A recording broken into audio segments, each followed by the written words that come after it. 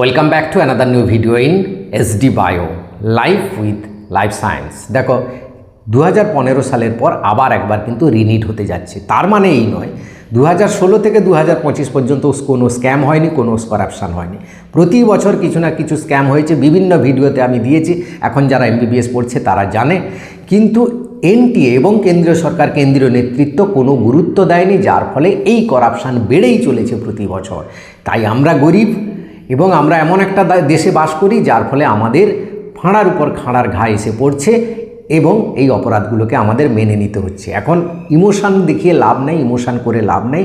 এখন হচ্ছে এই রিনিটটা কবে হবে, কয়েকটা প্রশ্ন আমাদের মাথায়। কবে হতে চলেছে, এক্সপেক্টেড ডেট কবে, কি কি ফ্যাক্টর কাজ করে এই রিনিট হওয়ার জন্য, তার ফলে আমি ডেট কত, সময় কতটা পাবো প্র্যাকটিসটা করে নেওয়ার জন্য, এনটিএর পরবর্তী স্টেপগুলো কি কি হতে পারে এবং এবার তুমি কি করবে, স্কোর একটু কিভাবে বাড়িয়ে নিতে পারবে যারা বিশেষ করে বর্ডার লাইনে রয়েছো, কম পেয়েছো, এবং কোশ্চেন লেভেল কেমন হতে চলেছে, 2015 সালের রিনিটে কোশ্চেন পেপার কেমন হয়েছিল, এই সম্পর্কে সমস্ত কিছু বলবো। এবং গতকাল রাতে এনটিএ ডাইরেক্টর যে প্রেস কনফারেন্স করে জানিয়েছে সে সম্পর্কেও বলবো। তাই ভিডিওটা অবশ্যই শেষ পর্যন্ত দেখো, ভালো লাগলে লাইক করে বন্ধুদের শেয়ার করে দিও, চ্যানেলে নতুন হলে চ্যানেলটা সাবস্ক্রাইব করে নিও।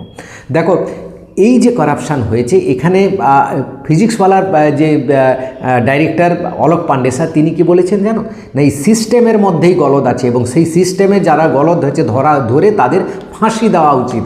এই করাপশান প্রতি বছর কন্টিনিউয়েশন হচ্ছে, কারণ মানে দৃষ্টান্তমূলক শাস্তি দেওয়া হচ্ছে না। তাই এই যে বড় টাকার অ্যামাউন্ট একটা লুট চলছে, একটা মাফিয়া রাজ চলছে, সেই মাফিয়া রাজকে বন্ধ করা যাচ্ছে না। হ্যাঁ, এটা কিন্তু আমাদের সত্যি এই কথাটা মনে রাখতে হবে। এবার দেখো গতকাল রাত্রে এনটিএ ডাইরেক্টর প্রেস কনফারেন্সে জানিয়েছেন আগামী 7 থেকে 10 দিনের মধ্যেই তিনি জানিয়ে দেবেন নোটিফিকেশান দিয়ে পুরো শিডিউলটা। তাহলে এর পরবর্তী স্টেপগুলো এনটিএ কী কী করতে হবে, যার ফলে কতটা সময় পাবো, রিনিট কত তারিখ হচ্ছে সেটা আমরা জানতে পারবো, এবং তারপরে আমরা কিভাবে প্রিপারেশানটা নেব তার একটা ছোট্ট স্ট্র্যাটেজি বলবো। দেখো এর প্রেস পেপার সিলেকশান করতে হবে, কারণ এনটিএর পেপার করা থাকে 2 সেট 3 সেট করে পেপার করা থাকে। সেই পেপার সিলেকশান করবে এবার মিটিং করে, যে কোন পেপারটা আমরা এবারে করতে যাচ্ছি, সেটা ইজি হবে না ডিফিকাল্ট হবে না যেরকম ছিল সেম কোয়ালিটি হবে, সেই পেপারটা একটা সিলেকশান করবে। তারপরে সেটাকে প্রিন্টিং করবে। এতগুলো 23 লক্ষ পেপার প্রিন্টিং করতে কম করে 3 থেকে 4 দিন বা 5 দিন সময় তো লাগবেই, তাকে তো সময় দিতে হবে।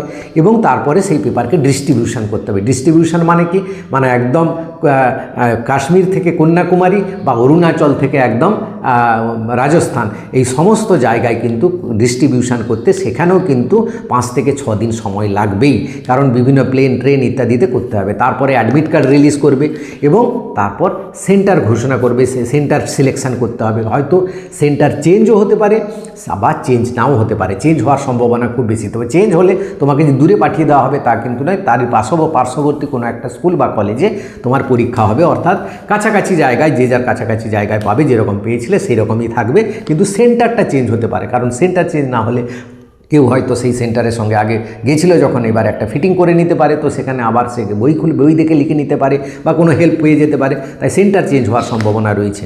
এবং আরেকটা ফ্যাক্টর, আদার কী এক্সাম রয়েছে, যার ফলে কোন ডেট হবে সেটা আমরা বলতে পারবো। দেখো 14 জুন পর্যন্ত সিইউটির এক্সাম রয়েছে, সেই এনটিএ নাই কিন্তু তার এক্সাম রয়েছে। এবার 22 জুনের পর থেকে 28 জুনের মধ্যে রয়েছে ইউজিসি নেটের পরীক্ষা রয়েছে, অর্থাৎ একটা ডেট ফ্রি রয়েছে, সেটা হচ্ছে 21 জুন ফাঁকা রয়েছে। 21 জুন রিনিট হওয়ার সম্ভাবনা কিন্তু 90% চান্স, অর্থাৎ এর মধ্যে যে শিডিউল দেবে সেটা 21 জুন, তার 7 দিন আগে তোমাদের অ্যাডমিট কার্ড রিলিজ হয়ে যাবে। 21 জুন যদি কোনো কারণে না করে এনটিএ, তাহলে পরবর্তী ডেট হচ্ছে 5 জুলাই হবে। 5 জুলাই অর্থাৎ 21 জুন এবং 5 জুলাই মাঝামাঝি কোনো একটা জায়গায় হচ্ছে না, এটা শিওর ধরে নাও। তার মানে এর মধ্যে তোমাকে কোশ্চেন সিলেক্ট করে তাকে কোশ্চেন ছাপিয়ে নিতে হবে। এবার কোশ্চেন পেপার লেভেলটা কেমন হবে, দেখো 2015 সালে রিনিট হয়েছিল, সেখানে কোশ্চেন পেপার কিন্তু টাফ ছিল। এবারে কিন্তু আমার যা মনে হচ্ছে সেম লেভেলের কোশ্চেন রাখার চেষ্টা করবে, বা তার থেকে একটু ইজি হলেও হতে পারে, কারণ যে এনটিএর যে বদনামটা পেয়েছে সেটা থেকে যদি ডিফিকাল্ট লেভেলে হয় তাহলে কিন্তু আবার একটা বিতর্কের ঝড় উঠবে এবং তুলোধনা করবে A to Z সবাই। তাই তোমার হাতে কিন্তু এখন 1 মাস ধরে নাও সময় রয়েছে। এই সময়টাকে তুমি কিন্তু কিভাবে কাজে লাগাবে, তোমরা পুরো এই 1 মাস সময়টাকে 3টে স্লটে ভাগ করে নাও। কি করবে, প্রথম 7 দিন একটা কুইক রিভিশন দাও, কারণ এই কদিন পড়াশোনা হয়নি, অনেকগুলো জিনিস প্রচণ্ড চাপের মধ্যে পড়েছো, অনেকগুলো জিনিস মাথা থেকে বেরিয়ে গেছে, তো সেটাকে একবার রিভিশন দিয়ে নিতে হবে। তারপরে তুমি মক টেস্ট দাও, কারণ রিভিশন একটু না দিয়ে নিলে তুমি যদি মক টেস্ট দাও অনেকগুলো কোশ্চেন তোমার আটকে যাবে। তারপরে তোমাকে মক টেস্ট দিতে হবে, তার সাথে কুইক রিভিশন দিতে হবে। এই 3টে জিনিস তুমি করো। প্রথমে রিভিশন দিয়ে নাও প্রথম কদিন, কারো 7 দিন লাগবে, কারো 8 দিন লাগবে, কারো 10 দিন লাগবে। এই রিভিশনটা দিয়ে তারপরে তুমি মক টেস্ট দাও। কম করে অন্তত 20টা যদি দিয়ে নাও মক টেস্ট, তাহলে কিন্তু তুমি দেখো এখন ইমোশন দিয়ে নেগেটিভ ভিডিও দেখে কোনো লাভ নেই, শুধু সময়টাকে কাজে লাগাতে পারো। তুমি যে দেশে জন্মেছো, তুমি অপরাধ করে ফেলেছো, কিচ্ছু করার নেই, এখন তোমাকে এখানে লড়াই করে উপরে উঠতে হবে। এর জন্য তোমাকে কিন্তু সময়টা ঠিকঠাক করে কাজে লাগাতে হবে, তবেই তুমি সাকসেস হতে পারবে। সবাইকে বেস্ট অফ লাক জানিয়ে ভিডিওটা শেষ করছি। ভালো লাগলে লাইক করে সবাইকে শেয়ার করে দেবে, চ্যানেলে নতুন হলে চ্যানেলটা সাবস্ক্রাইব করে নেবে। Thank you for watching.